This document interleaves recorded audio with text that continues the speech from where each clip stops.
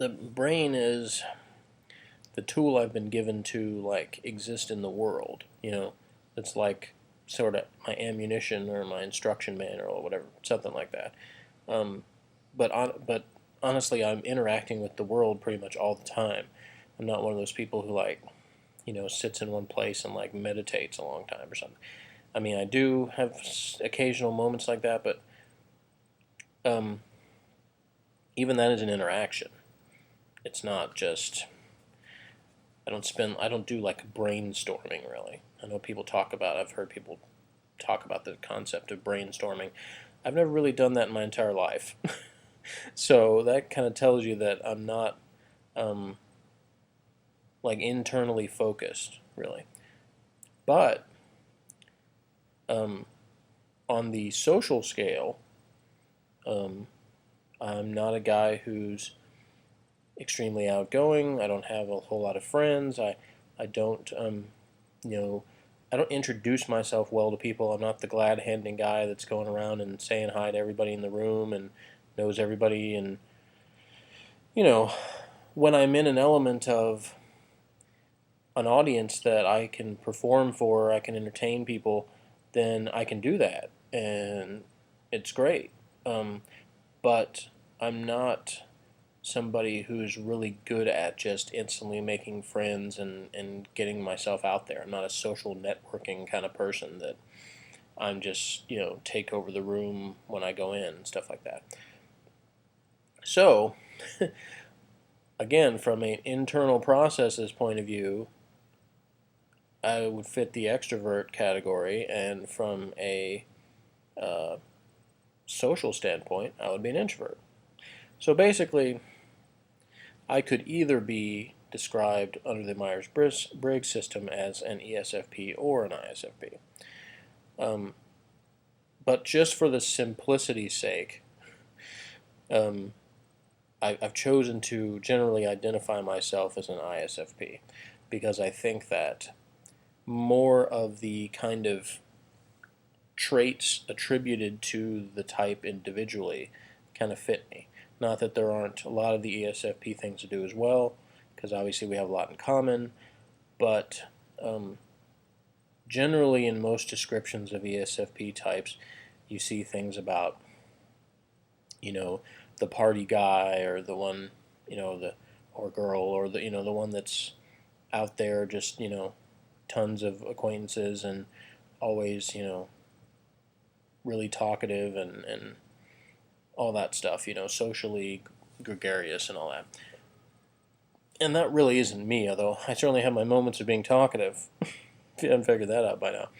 But I'm better when it's like a one-on-one or a small group audience. I'm not really um, as good at large crowds, and if I do something before a large crowd, I have to kind of look at it as I'm really doing it for a small number of people, and then just kind of project something like, for instance, what I'm doing now. I mean, at this point, obviously, I'm not getting like thousands of views to my videos, but if something were to happen and somehow I wound up doing that, obviously the audience that I'm speaking to would be a lot bigger, but my interaction would be the same. In other words, I'm just sitting here talking into a microphone and a camera on my laptop um, by myself in a room. So I'm not speaking in front of a huge group of people, even if a huge group of people ended up seeing this. Um, so if you understand what I'm saying, um, it's a way different interaction. Uh, so as I've said in previous videos, one thing I've always enjoyed is role playing and kind of character creation and things like that. And so it's extremely tempting when it comes to the world of typology and personality types and stuff online, um, to have a temptation to kind of impersonate other types of what I really am, because again, that's something that SPs in general, especially SFPs, tend to kind of gravitate towards, is kind of the ability to act and imitate and impersonate and be chameleons and kind of fill whatever role we need to fill. So when you set up a whole thing that's about like types of people, then it's like a whole lot of characters to play.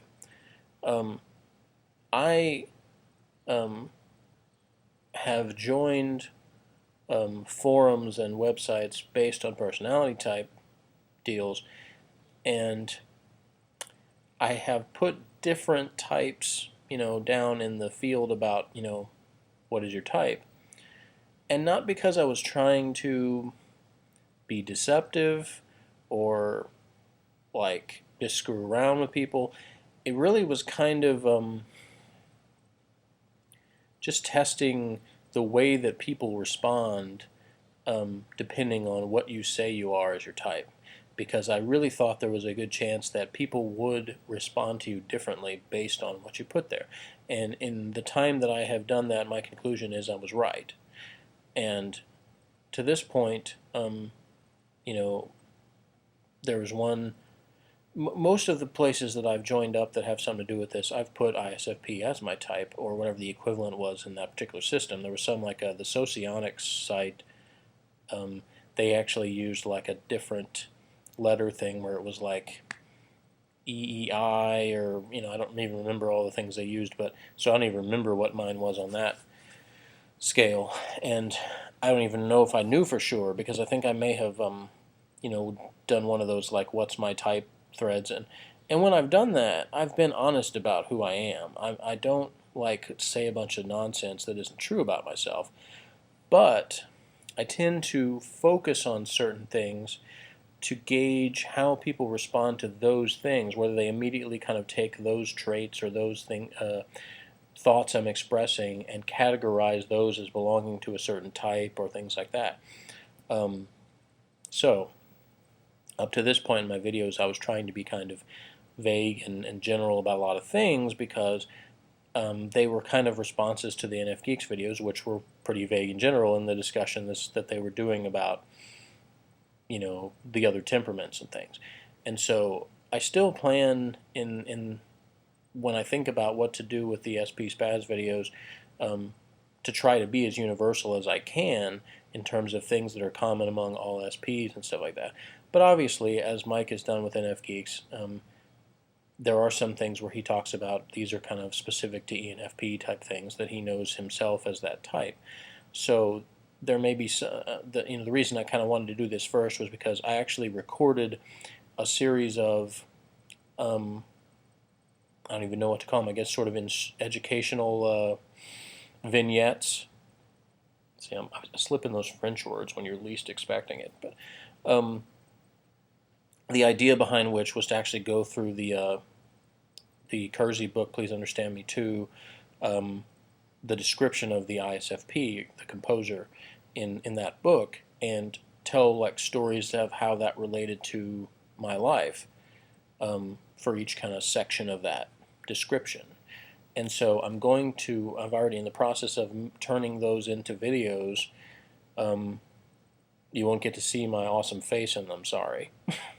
I know that's going to break your heart, but you'll have to deal with it if you watch them. Anyway, I'm going to put those up on the YouTube channel as well, and so I wanted to do this video first to kind of say, I'm not going to go through and do one of those for like every SP type.